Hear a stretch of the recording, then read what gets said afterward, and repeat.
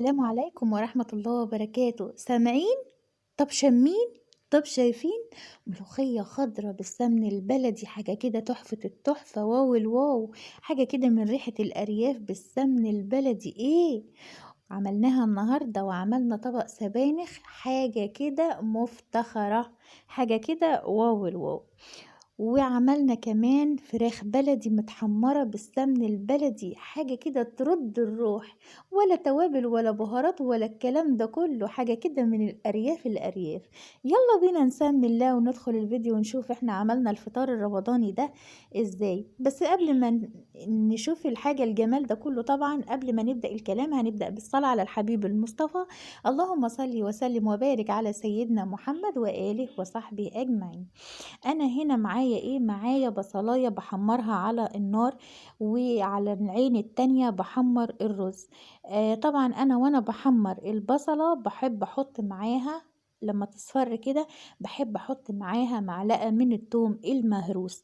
طبعا النهارده انا مش بدي وصفه، انا بدي افكار. انا هنا على العين التانية بحمر الرز، شايفين منظره وجماله اللي هو الرز الحبة وحبة، ما شاء الله تبارك الرحمن، حاجة كده حلوة. بحط معاها معلقة من السمن البلدي مع زيت الذرة.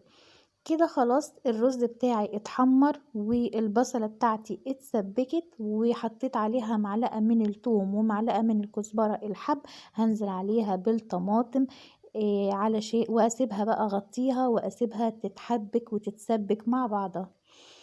اللهم بلغنا. طبعا ده مش فطار رمضان، ده فطار أول يوم رجب. كل سنة وحضراتكم طيبين. اللهم بلغنا رمضان، وبارك لنا في شهر رجب، وبارك لنا في شهر شعبان يا رب العالمين. طبعا كده أنا بزود الرز، وطبعا الشوربة بتاعتي، وبظبط الملح بتاعي وكل حاجة. شايفين لون السمنة البلدي كمان طالعة ازاي؟ الريحة حاجة كده تحفة، تحفة التحفة. هخليه فوق الرز بحوالي قراطين، هيغلي غلوتين على العالي الرز، وبعد كده هوطي عليه. تمام. وبعد كده هغطيهم طبعا بحيث ان هما يستووا مع بعض، وهشوف بعد كده اذا كان محتاج حاجة. شايفين يعني انا من حلاوة الشوربة انا هدوقها، يعني انا مش عايزة ادوقها كده، حاجة كده ريحتها وطعمها تحفة، تحفة بجد. حاولت النهاردة ان انا ما اكترش من التوابل والبهارات، ونرجع للاكل الحلو بتاع زمان اللي هو بالملح والفلفل الاسود بس. كده هغطي على الرز لغاية ما يتحبك معايا ويتشرب معايا، وهرجع بقى للحاجة سبانخ بتاعتنا. لسه لقيتها لسه ما استوتش، فهسيبها برضو لغاية ما تتحبك. ودي كانت حلة شوربة كده، شلتهم على جنب علشان الشوربة تقيلة وحلوة. شايفين بقى الستات جبارة ازاي؟ شوفوا بنعمل كام صنف واحنا على البوتاجاز. عملت رز وسلقت الفراخ وعملت السبانخ، حاجة كده يعني شعلة نشاط، الله أكبر. ما شاء الله.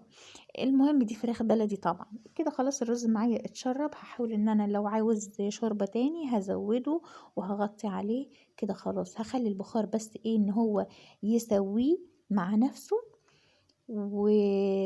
وكده الرز خلاص. هرجع بقى للحاجة سبانخ ونشوف السبانخ بتاعتنا ايه التكات الحلوة بتاعتها اللي احنا هنعملها مع بعض. كده خلاص هنزل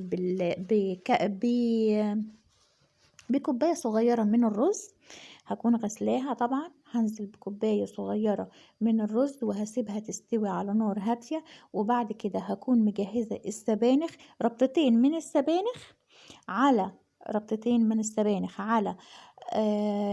ربطة من الكزبرة الخضراء، على ربطة من الشبت، وقطعتهم كده صغير، وهنزل عليهم وهزود شوربة بقى. وهرجع وانا بحمر الفراخ، يعني حاجة بسيطة بس هقولها. وانا بحمر الفراخ، الدسم بتاع الفراخ مع مع السمنة اللي هي البلدي، مع معلقتين الزيت الذرة اللي انا حمرت بيهم، يعني الخلاصة بتاعت الفراخ دي هعمل بيها طشة من الثوم. هحط فيها معلقتين من الثوم. شايفين الفراخ ما شاء الله معلقتين من الثوم على معلقة من الكزبرة الخضراء وهطشها، والسلام عليكم ورحمة الله وبركاته.